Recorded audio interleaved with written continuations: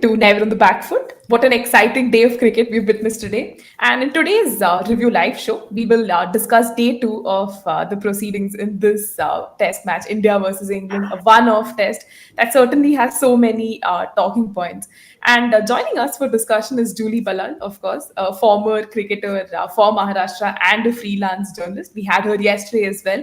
So in case you missed out yesterday's coverage, do check that out. Now, yeah, again, without further ado, let's get started with our discussion. So, Julie, now based on our conversation, picking up from our conversation from yesterday, India ended at a very competitive 410 for 7. And somewhere, they slipped to this 428 all out. So, what exactly happened there? Absolutely. I think, Neha, if we remember our yesterday's conversation after day one, we said that maybe the first hour of today's play will be extremely crucial. How the Indian batters and Deepti Sharma and Pooja Vastrakar handle the new ball, not the new ball, but the first hour of play when the England bowlers are going to bowl. So surprisingly, I think Deepti Sharma and Pooja Vastrakar, despite she was unbeaten, but then Deepti Sharma also did not last long. She scored 67, if I'm not wrong. But then she did not last long, and Lauren Bell got the better of her. Pushing that forward drive and edging one to the slips. But I think if we were able to play that first hour of play properly, I think 450 was on the cards, but that didn't happen. And of course, Sophie Eccleston, whom we can never rule out of the game, she came back to form. She picked up two key wickets of Renuka Singh Thakur and Rajeshwari Gaikwad. Key wickets because after that India was bowled out for 428. And if we understand the stats, 10.3 overs, it was just 18 runs and 3 wickets, and it was within 40 minutes. So that first hour, which I'm constantly talking about, was extremely crucial, but I think we did not bat well, and I think that is why we ended up just scoring 428. Definitely, because with the way they were batting yesterday, we were expecting a total of, something in excess of 500. Perhaps that continuous fall of wickets was concerning, right? But do you think also, posing a total that India did ended up, scoring was still a reflection of how good their batting had been from day one on to this too? And you're not too concerned with this collapse?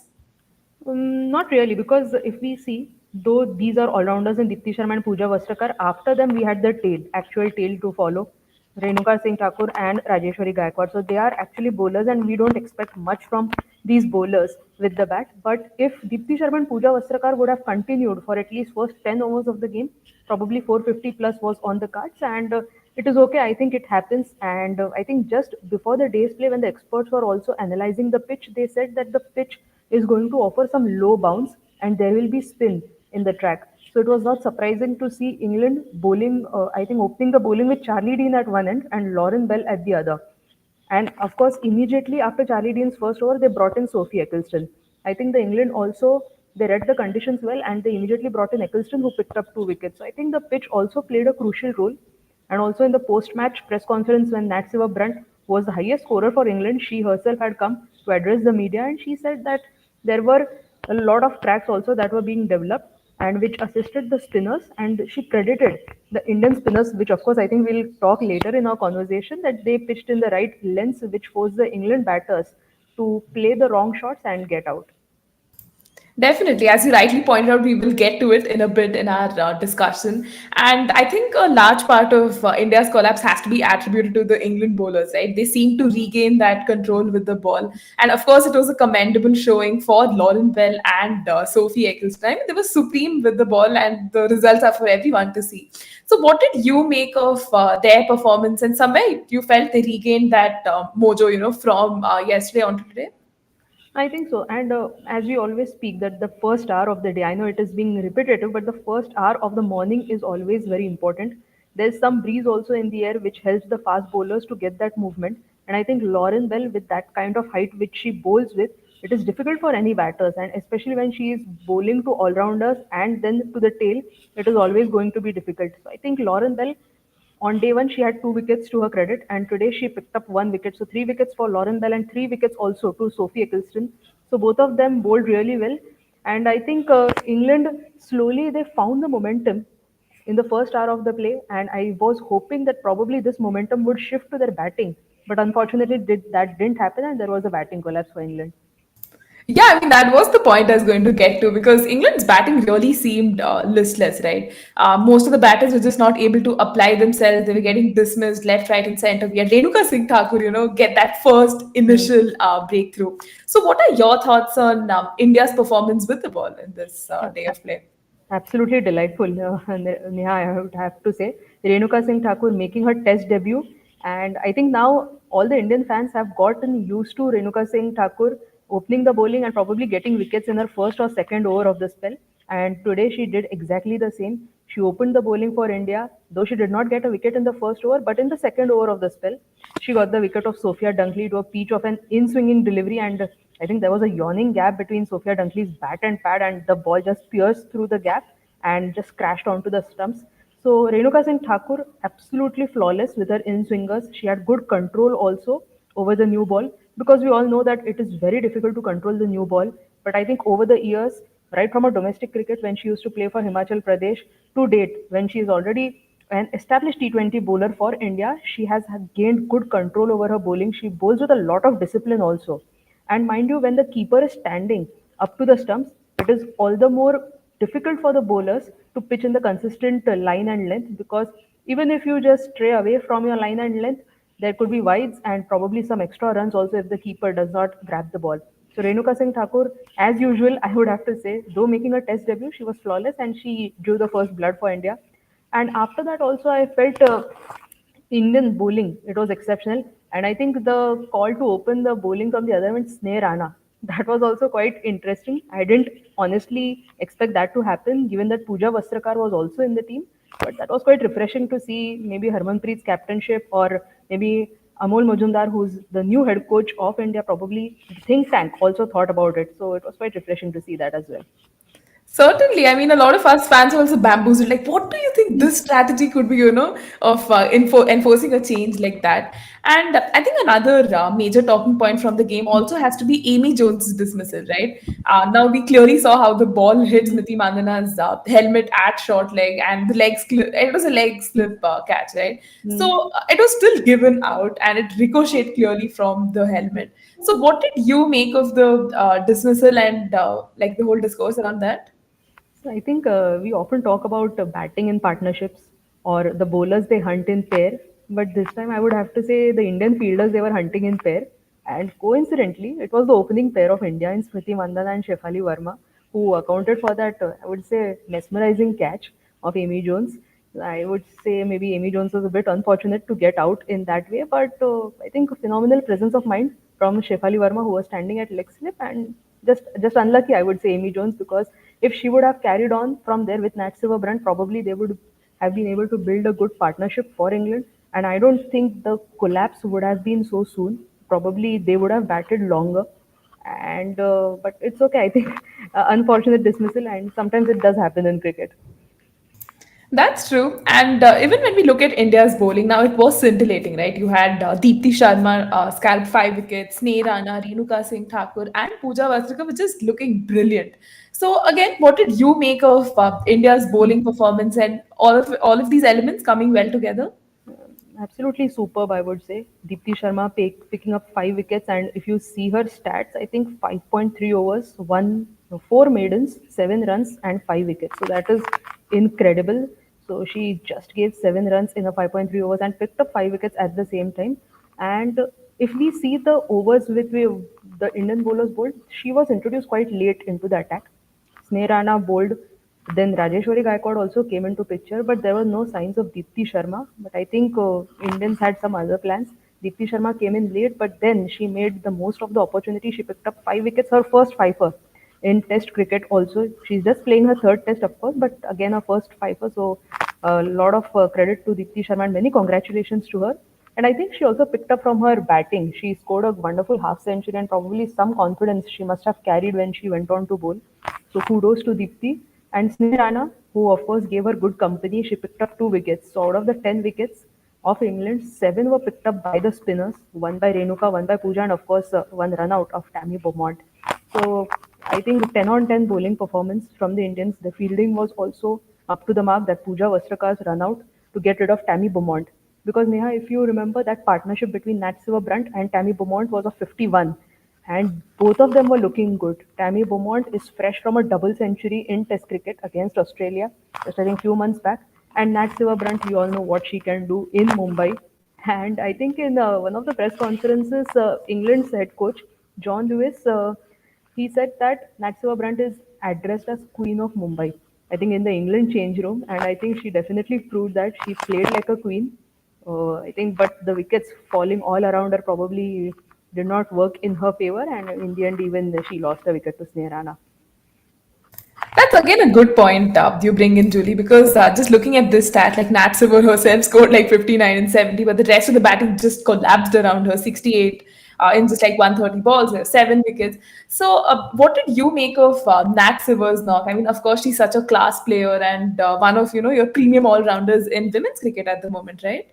Yeah, absolutely. I think she batted perfectly well, and I think the conditions were pretty difficult for the England batters to bat on because they are not used to playing so much of spin. I think though they had a practice session in Oman before they traveled to India for a few days, but then again when you come to India playing in such hot and humid conditions, and of course on a match day, the pressure of a match is completely different when you talk about a match or you compare it to a practice session. So I think Natsua Brunt, she completely acclimatized to the conditions and probably just playing for Mumbai Indians also in the WPL could have helped her because she has played a lot of cricket at DY Patil Stadium also. But though when she was asked about this during the post-match press conference, she said that the wickets on which they practiced during the WPL were quite different from what they were served today in the test match.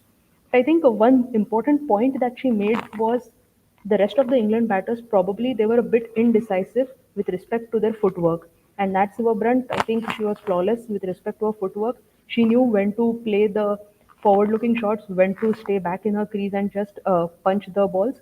But I think the other batters, I think they would have to learn from Nat Brunt. It has to going to be a quick turnaround because tomorrow when when India decides to declare the innings, or if England is able to bowl out India, England will have to bat on this rank turner. Yeah, and that's again going to be quite fascinating to see. Again, we see how England was just bowled out for 136. And imagine, right, in a span of one day, India managed to bowl England out for 136. And we were back to bat. Again, we saw Shafali Verma and Smriti Mandana get those starts. But again, they could not capitalize. So, do you think here the think tank and the management must have given them this task that, hey, just get us those fiery starts, get those big totals on the board, and just play risk cricket? I think so. Probably they were given the license to just go out there, express themselves, and that is what I think we saw a quick 61 run opening partnership between Smriti Mandhana and Shefali Verma. Both of them did their jobs. Of course, again, as we spoke earlier, I think yesterday, that they would have liked to carry on and construct a big innings for themselves, which they did not get, but probably their role was quite defined. I think just go out there, attack, and get some quick runs. And probably the other batters to follow will also do that because if you see in 40 odd overs, we lost 6 wickets as well. So the mindset was, I think, quite clear. Just go out there, hit those shots, and put up as many runs as you can, and probably just. If we get to post more than 500 runs, which I'm sure is going to happen because we already have a lead of 478 in our bank, so just probably the daunting target of 500 will be too much for England, I think. Agreed. I mean, having a total like that on board certainly, puts you in good stead. But again, looking at India's batting here, now the middle order had, Jemima scored that 27, Deepti Sharma with that blitzkrieg 20 of 18. But do you think their dismissals were tricky because India at one stage looked like 6 wickets down? I mean, we still have Harmanpreet Kaur and Pooja Vastrikar. We have Shubha Satish yet to come. So, did you again see this different innovation with the batting, considering we have the lead of 478? I think the Indian team was quite secure with that 292 lead which they had after the end of first innings of England. I think they were quite secure to be honest, and that is why this these shot making we could see from the Indian batters. I'm not disappointed by the way these players got out because I think their roles were quite defined. And Jemima also, she was looking promising. I think 29 balls, 27, so strike rate close to 100, and Deepthi I think striking more than 100. So I think not an issue for the Indian batters. But I think going into the Australia test, of course, which is just a few days away, probably uh, this kind of practice was required for the Indian batters, and I think that could be one of the reasons why we did not enforce follow on the England team because there was a lot of talk going around that if Indians are able to put such a wonderful bowling performance, why not just enforce the follow-on and bundle out England again and complete the test match in 2 days? But I think it could be the Australia test also in the Indian camp's mind, and probably they wanted to give their batters more game time. Definitely. And even with now, Harmanpreet Kaur with her 44 and Pooja Vastrikar Hmm. 17, I mean, both of them remained not out. And you still have Shubha Satish coming in. So do you believe there's still a lot of gas in the batting left? And tomorrow they will go in with this fresh mindset with an even bigger total to put on board? They could be, but I think it will be interesting when India decides to declare the innings, or they will just play out the overs, because the Harmanpreet is on 44, and I know that the individual milestones are not so important for the players if you ask them in person, but she's again eluded of her first test half century, the captain Harmanpreet Kaur. So I think after her half century, probably we could see the innings getting declared, or I don't know if she continues to play along. And Shubha Satish, Neha, just I wanted to tell you and the viewers as well that probably she might not come into bat tomorrow, but there's no exact news on what has happened because she did not take the field today. During the warm-ups, she had a kind of a, I think she got hurt on her batting finger as well, on the ring finger, this finger of the left hand. So I don't think they would want to risk Shubha Satish, given the fact that the Australian series is also ahead of us. So that's why, if you must have seen, Yastika was promoted to number three. Shubha Satish did not come out to bat, and not sure if she will bat tomorrow as well. Oh, that's again quite scary because she's an integral cog to that batting setup, and we have that important test versus Australia, as you rightly pointed out, coming in a few days as well. Now, what are your expectations for day three? Do you think England will come, all guns blazing, let's dismiss India and get them all out, or do you think India will try to, bat out of their comfort zone, post a big total, then declare and, impose on England?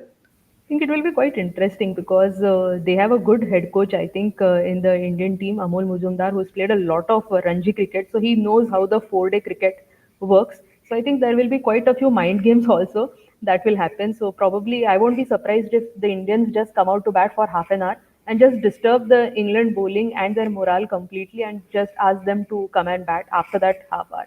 So in Test cricket, usually there are a lot of mind games being played. So it will be interesting what the Indian approach is. But if you ask me, I think England from here they have nothing to lose. To be honest, it is either going to be an India win or an England win. I don't see a draw coming up, and also an England win is I think too optimistic of me to say that because chasing 500 on this rank turner is not going to be easy. So I think England they have nothing to lose. So might as well just go out there, try to bowl out India as quickly as possible, and then bat, and bat as much as you can. Yeah, as you rightly said, we have a lot of exciting things in store for tomorrow because it's day three again. Women's test matches is just like 4 days, right? So that's when your last 2 days also come into play as much. Now, when we look at women's test cricket, it's often thought of as matches that end in draws and we don't get to see a result. So, do you think this match actually has the potential to change that narrative and perhaps even push this conversation to have 5 day test matches? That is quite an interesting talk to have actually, because if you look at this match, if this match gets over in 3 days, again, then the question will be why do you need 5 days for a women's test? If you can get a result in 3 days, so might as well it can work in the other way that they'll say that instead of 4 days, might as well have 3 day game. But again, that will not work well if you are playing outside of subcontinent where there are good pitches where you expect teams to score say 400 plus in both the innings. So that time, if you see, probably 5 day cricket will be good. But again, it is I think up to the boards to decide, up to the ICC what they look for in women's cricket. And also, I think early in this year, Australia, and England did play a 5 day test match during the Ashes. But let's see what happens. It will be quite interesting. But I'm sure that this test match, I think it will pull a lot of fans to watch women's test because if you see yesterday, that is day one, they lost only 7 wickets, the Indian team. But today, overall, 19 wickets. So, quite unpredictable nature of the game. And I think this is what keeps the fans excited also about the longest format of the game.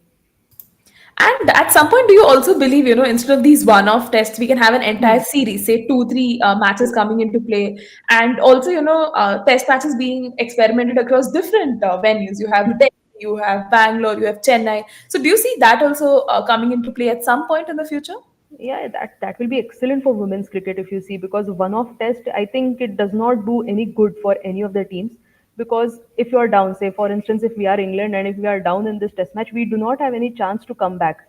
But if you have, say, like a three-match test series, even if you have a bad test match, probably again in the second test match you have all the opportunities to come out there, give a fight back, and maybe they can level the series also. But in a one-off test, you hardly get time. And in such a situation, when say probably England lost the match today, I feel they did not lose the match yesterday.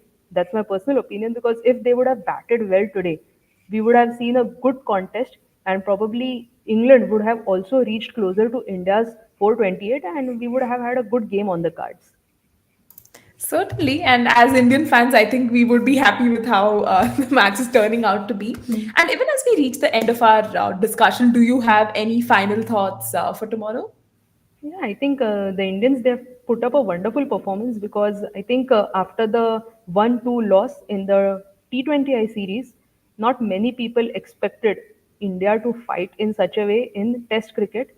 And if you see the numbers also, so England women, they have played more Test matches than India. They are playing their 100th Test match, and it's quite unfortunate that their 100th Test match is not going in the way they would have liked to. But again, that's the story how it has been for the Indian team and for the England team. But yeah, I think I'm very happy with India's performance. And again, looking back at the T20I series, when we were all out for 80 in one of the matches, and after that to come back so strong in a test match, and especially when your batters put up so many runs on the board, that is really good signs for the Indian cricket. And I'm sure that whatever the Indian team is doing right now, if they continue to do so, I think we have a good Australia series also ahead of us. Yes, yes, absolutely. Because the team is really shaping up well, and performances like this gives you a lot of confidence, also, right? Because I heard a lot of my friends talk to me about the match, the day one's proceedings, and tomorrow also, looking forward to having those conversations. And this is in the midst of men's cricket having so many tournaments. They have the Vijay Hazare Trophy going on. Then you have the Under 19 Asia Cup going on, where India, unfortunately lost to Bangladesh. Yet this Test matches, managing to keep everyone interested. So yeah, again, that's really good signs. And yeah, that does conclude our discussion, Julie. Thank you so much for joining us today and discussing day two's proceedings. We are looking forward to day three. I'd also like to thank our viewers who have joined in, and shared their thoughts as well. So yeah, that's all for now. Thank you. See you tomorrow. Thank you.